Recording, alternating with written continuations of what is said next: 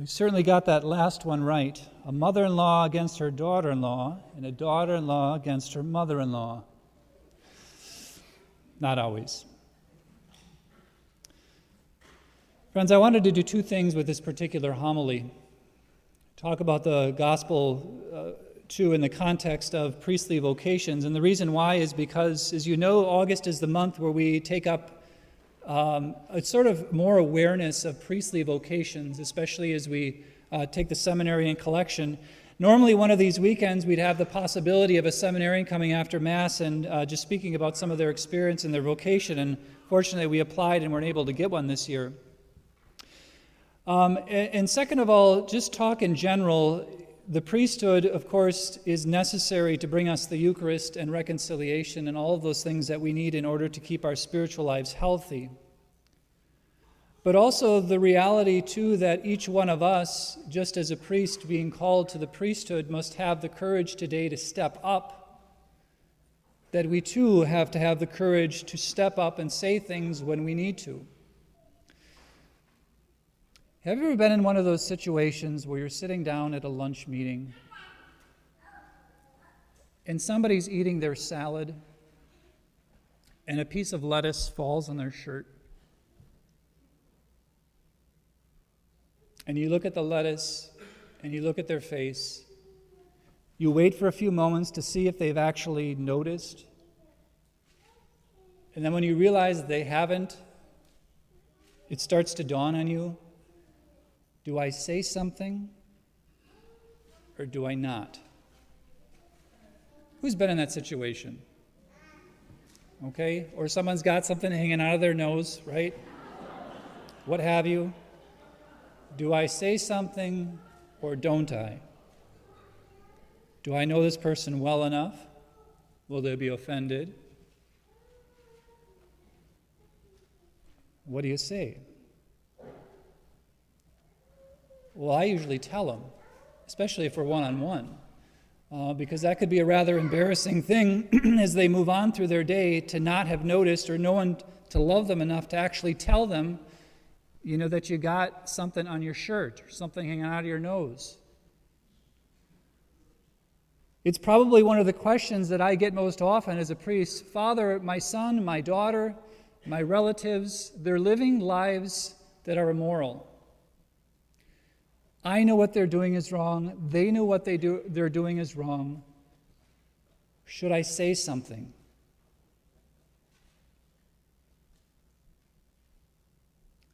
Should I say something? And the question, even in the small example of what happens when somebody has something that's not supposed to be there on their shirt or on their face, the same sort of paradigm goes through our mind. Can I really tell them? Will they be offended? Will I lose my relationship with them?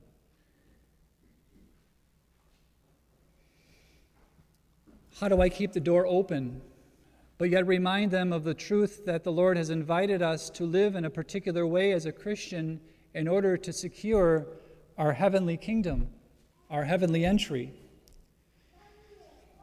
This past week, we celebrated the memorial of St. Maximilian Kolbe. He was a priest in the 20th century and died in 1941. He was ordained in the 30s, and as a priest, he worked diligently against some of the things that were going on in Nazi Germany as Hitler began to come to power. He, in fact, had taken advantage of the printing press in order to print out propaganda, letting people know the dangers of his philosophy. Letting, in particular, people know the dangers of the unity that he was attempting to accomplish through the common relationship of Germans in the world. What he was seeking, friends, was unity, but the problem is it wasn't with truth. You cannot have unity without truth. That's a fiction. Unity without truth, you could find yourself goose-stepping and saying, Heil Hitler. Unity is good, but it always has to be based on truth. And so when he was discovered for trying to undermine the unity of the Third Reich, Maximilian Kolbe was arrested and eventually had made his way to Auschwitz. and spent several years there. Until, in order to discourage a prisoner escape, 10 people were chosen at random from a lineup of prisoners to be executed by way of starvation. 10 people were selected. When one of the men who was selected broke down on his knees and began to cry, the guards asked him, "What's the matter with you?" He said, "I have a family. I have a wife. I have children. Don't take me." Maximilian Kolbe was also in that line. He stepped forward.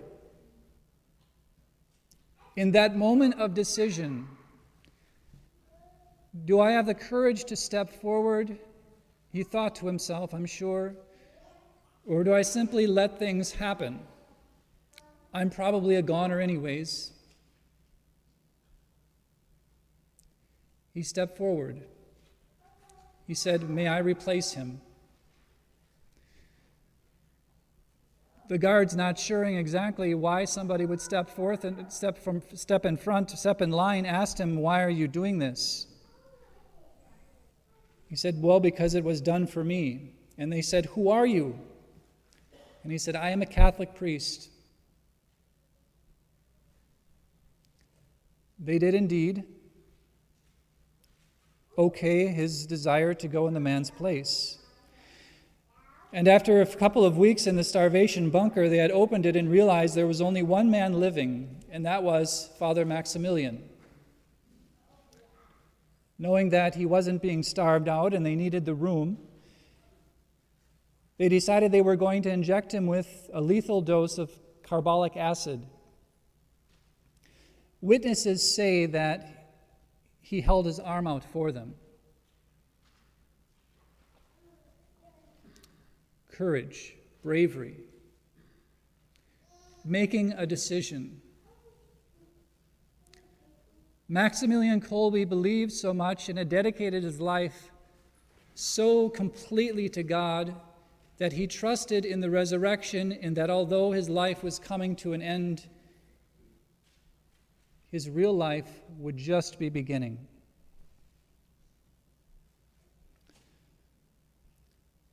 Friends, this year in the diocese there are 5 young men, all under the age of 25, that are going into the seminary. Why? I wish, although priests can be treated specially in public, I wish I could have one of you follow me around all day as I walk in public. And I wish you could maybe just walk 10 feet behind me and just watch people. Just to see their reactions. The last 2 weeks ago, I was at a conference, and there was a priest telling a story about how a man had come to him because he wanted to enter the Catholic Church last fall. And the priest said, "Okay, we'll sit down." And the first thing he asked him, he goes, before I go any further, I got to ask you, do you know everything that's going on in the church? He said, "Yep."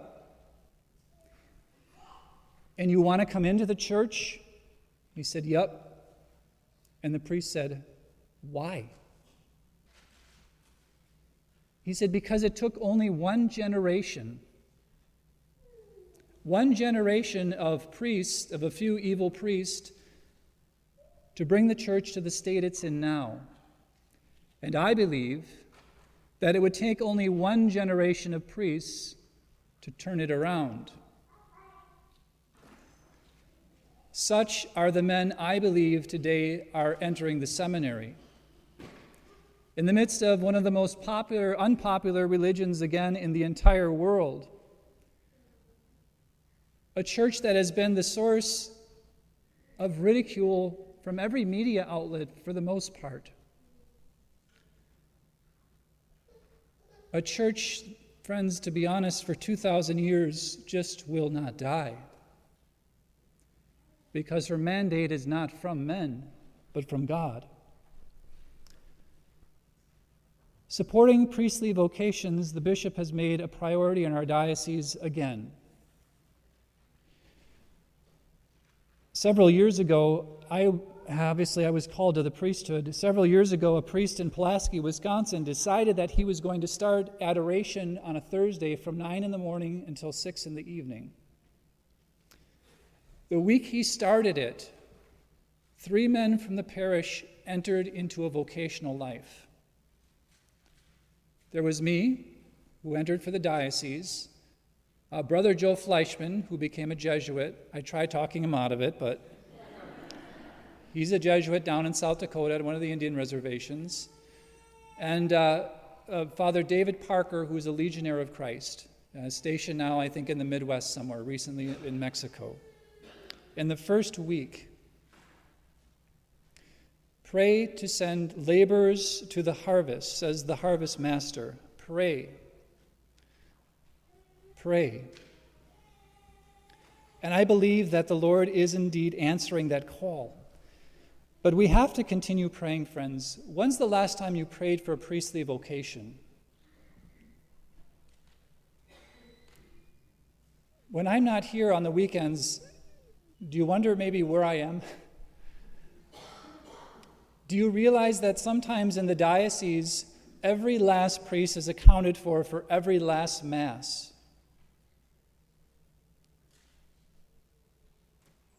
In the future in our diocese, for priests to parish ratio doesn't really look that good. If we see a priest here on Sunday, very oftentimes we think, well, there's a priest here, no problem.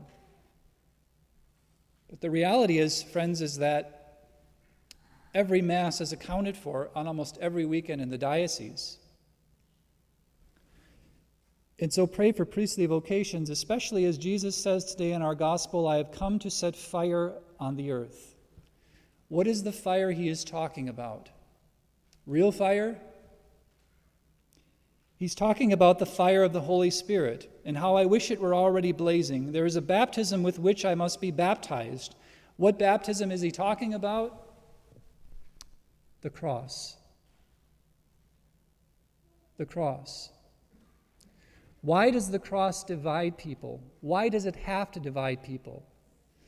Not because of hatred, but because of love. If you're ever in a conversation, friends, and you say, and you've probably had the opportunity, I would guess, and Deacon Dave talks about it a lot, to say that I love my Catholic faith in the midst of people who's been at a funeral. How many times I sit by a table and there's people at a certain age that say, I went to Catholic schools, the nuns, they were terrible, I couldn't believe how bad it was, the Catholic schools, I got beaten, etc. Like, yeah, there was some of that happened. And inevitably I'll sit at the table and I'll look around at people about the same age and I'll say, did you guys go to Catholic school too? They said, yeah. Were your nuns terrible? No, we loved our sisters. Then why don't you defend them? Why don't you defend them? Why is it so easy, even for Catholics in this culture, to have this creeping sensation that we shouldn't somehow be proud of our faith? I get that as a priest. Why does the cross divide? Because fire does two things. It purifies, but it can also burn. When the Lord presents his grace, which is his relationship through the Holy Spirit to each one of us, even in those little moments of maybe when someone gets on something on their shirt, but in bigger moments when we have to stand up for our faith, it's an offer. You either be purified by the love and the suffering that it entails from following Jesus, because for a disciple it must cost something, or you run from it. You either embrace the fire and let it purify you, or you see it as a threat and you will spend your entire life running from it. In one, you will find sincere joy, and the other one, as you continue to run for it, you will only find yourself in more trouble. And I've seen it over and over again. Friends, so in two regards, when Jesus says that I have not come to establish peace on earth, we need to understand exactly what that means. There are those who are willing to suffer for him because they love him, and there are those who are not. We should be ones, I hope, that are willing to take the suffering that's necessary for being a real disciple of Jesus. Be they big or small, be they Maximilian Kolbe or pointing something out on someone's shirt. To love someone enough to tell them the truth, but always in love. And also, too, as the fire is presented to our young men, that they might have the courage to step up to a priestly vocation. And that as parents, very oftentimes, we would have the courage to let them decide, make that decision, rather than thinking more about whether or not we're going to have grandchildren, thinking about whether or not we're going to have, or they're going to have children, wonder if they're going to live a life of loneliness, and all of the things that the culture just impregnates us with that prevent us from following and receiving the fire of the Holy Spirit that the Lord wants to give us. I have come to set the earth on fire, and how I wish it were already blazing. Christianity at some point in our life, friends, must stop being a discussion and start being a decision. And let's ask the Lord today as we receive him in this communion to help us always decide in any of our circumstances in love for him that we suffer for him in love. And let's receive him with the great joy of that fire we receive today in the Eucharist.